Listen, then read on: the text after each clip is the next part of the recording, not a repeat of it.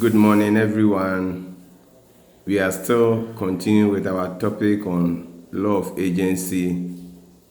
On WhatsApp audio, we discussed or we talked about what agency is, and we said it is a relationship that exists between two persons or parties where one called the agent represents or is given authority by the other one called the principal to represent him, and he, that is the agent, affects the principal's legal position in respect of a stranger whom we describe as the third party.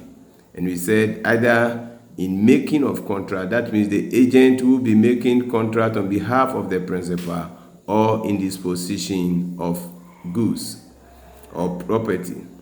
We also said that one thing that is very important, or it is very important for us to know, that in agency, the consent of the principal is very important, as well as his authority, because if he has not given the agent authority, the agent cannot represent him. We also learned that this agency relationship is fiduciary in nature, and by that we said it means that the agent must act in trust for the benefit of the principal. We went further to talk about who an agent is, and then we talked about the agent, the scope of agent's authority, where we talked about the actual authority and said the actual authority can either be express or implied authority. Then we talk about apparent authority or ostensible authority. Then we ended that one on the ways or means or methods by which agency may be created. We talk about the fact that agency may be created by authority or by appointment or by agreement. We also talk about agency being created by implication. We also talked of the fact that agency may also be created by estoppel. We talked about ratification. We also talk about agency that can also be created by necessity. We discuss all those things. Today we are continuing our topic on agency, and our target for today is the duties of an agent. The duties of an agent. If the agency relationship is created, the agent has to perform certain duties. Certain duties are outlined. Remember, we have learned that if the agent fails to do whatever is expected of him to be done, he will be personally held liable for whatever. So what are the duties of agent? What I would want you to also note is that, you see, as we talk about the duties of agent, we will be expecting to hear that or see that the agent does this, the agent does that, the agent does that. But in agency, whilst we are talking about the duties of the agent, there are certain times we'll be talking about what the agent is not supposed or expected to do, and that will also be the duty. So when we get to a point of that sort, don't be confused. If you talk about the duties of agent, we will also be talking about what the agent is not expected to do, and that is also classified as his duty.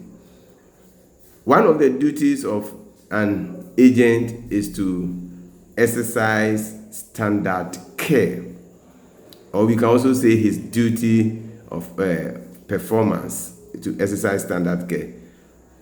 If there is that agency relationship, remember the principal, before any principal will engage anybody as an agent, it means that the principal sees the agent to be a professional person, for example, an estate agent or whoever you may be, and that he presume or assume that you have certain skills.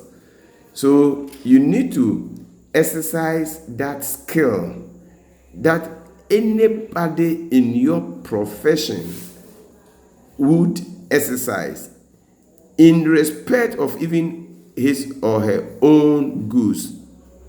So if you are an agent and you fail to exercise standard care, what is that? The standard care is the care that you would have even exercised in respect of your own goods or property.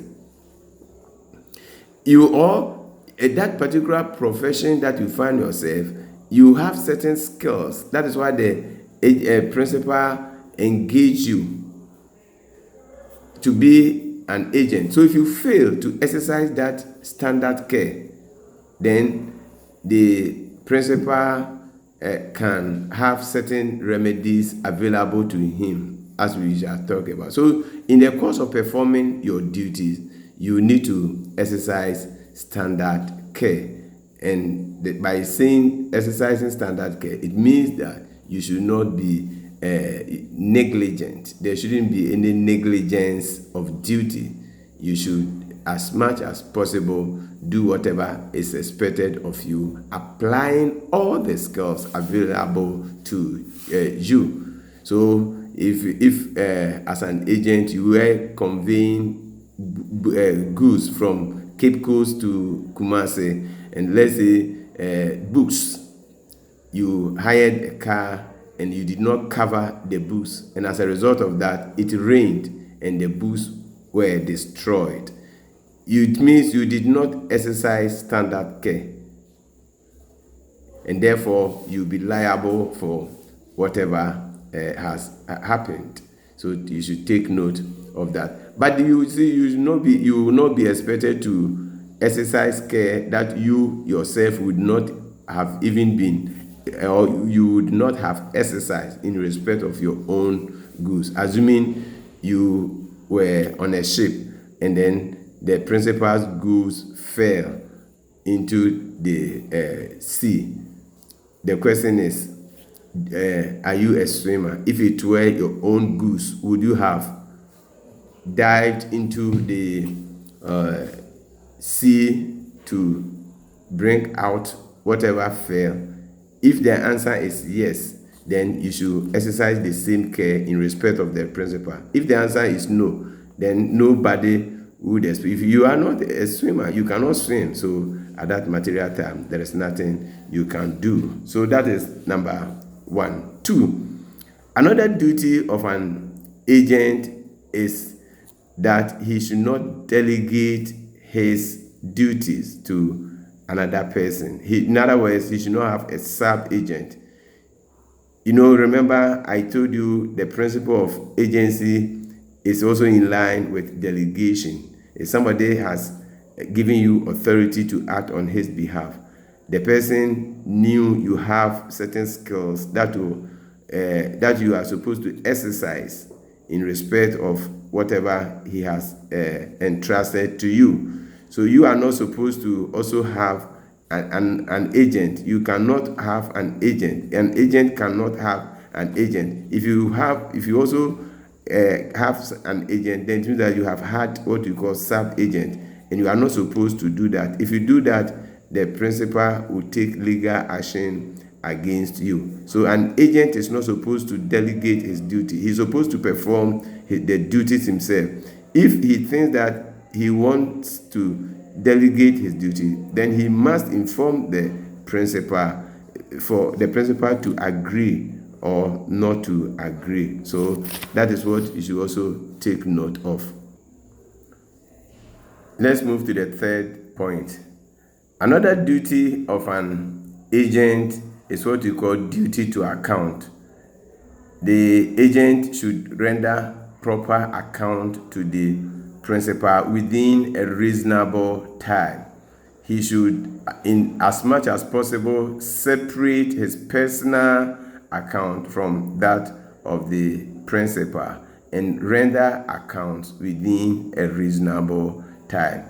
And so if you are a factor, you have learned who a factor is, and you sell goods on behalf of your principal, it is incumbent on you to render proper account to your principal within reasonable time, and you should as well separate your account or your personal account from that of the principal. Another duty of an agent is not to make secret profit. He is not to make secret profit. So that is why I told you at times we'll be looking at what he's not supposed to do, and that will also be his duty. So here we are saying that an agent is not supposed to make secret profit. What is secret profit? Now you see, if you are an agent, you work for commission, as we have already discussed. Any money you earn outside your commission could be classified as secret profit if you keep such a money. So if you take bribe from a third party so that you work against your principal, then that will be secret profit. So the bribe would be considered as secret profit.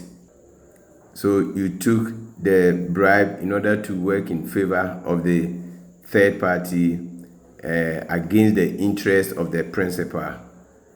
Or it could also be even money that you have honestly earned. If I say you have honestly earned in the course of performing your duty, for example, if the principal has tasked you to sell a property and you were told to sell the property for, let's say, 30,000 cedis, and you were able to sell the property for 32,000 cedis, you might think you can take the 2,000 cedis.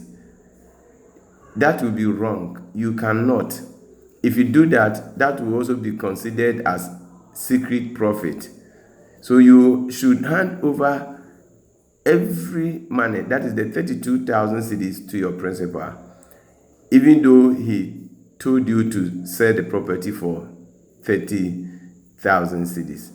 You see, it could be on the surface, you may think that you have honestly earned that money, but in agency, remember, you are representing the principal and you receive commission for the work that you do, and therefore you cannot keep such money.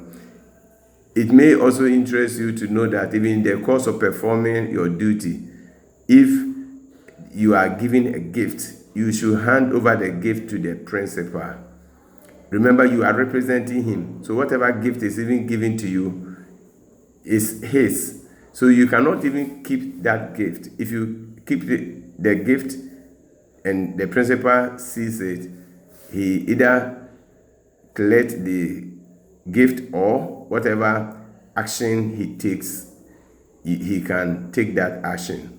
So secret profit could be bribe that you receive from third party, and it could also even be money that you have honestly earned. So as an agent, you are supposed to show absolute fidelity in the course of performing your duty. You are not supposed to make secret profit.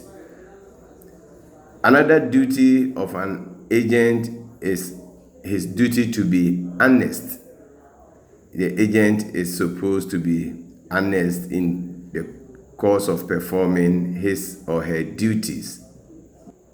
He is not supposed to engage in any activity that may be described as being dishonest, or that may be